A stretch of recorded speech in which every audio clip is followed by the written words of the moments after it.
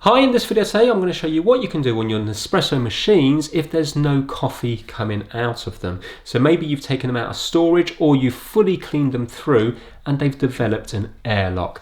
Always start with the easiest thing. The more water you put in here, the more weight of water there is. If you've only got a little bit down here, there's not a huge amount of weight pushing through. So fill it right the way up and then put it on a clean cycle, or at the very least, try to make a big cup of coffee so it's going to be on for a little while. You may risk overheating the device, so you may have to let it cool down and come back to it again later. But the more water you put in, the more chance you've got of pushing through that airlock.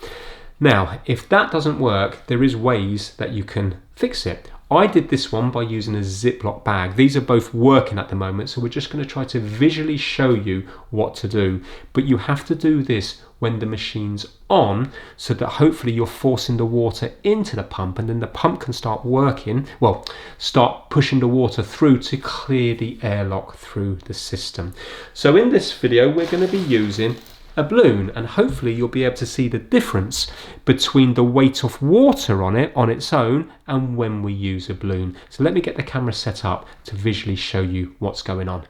Right, so remember, this is just visually showing you what's happening. You would be doing this when it's on the machine, but we don't have airlocks on these machines at the moment.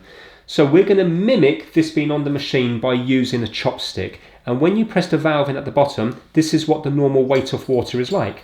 You can see it's coming out like so. Remember, there's a lot of water here, so it is quite a good flow.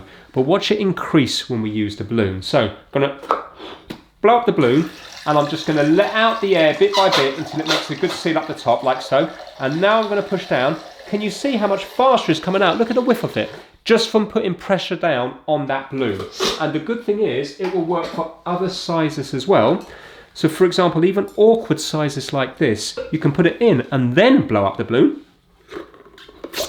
And you see now, you can put pressure on it down like so. So that's the good thing about using a balloon. You can also use a Ziploc bag, which does work very well. In fact, that's how I cleared the one on this one here.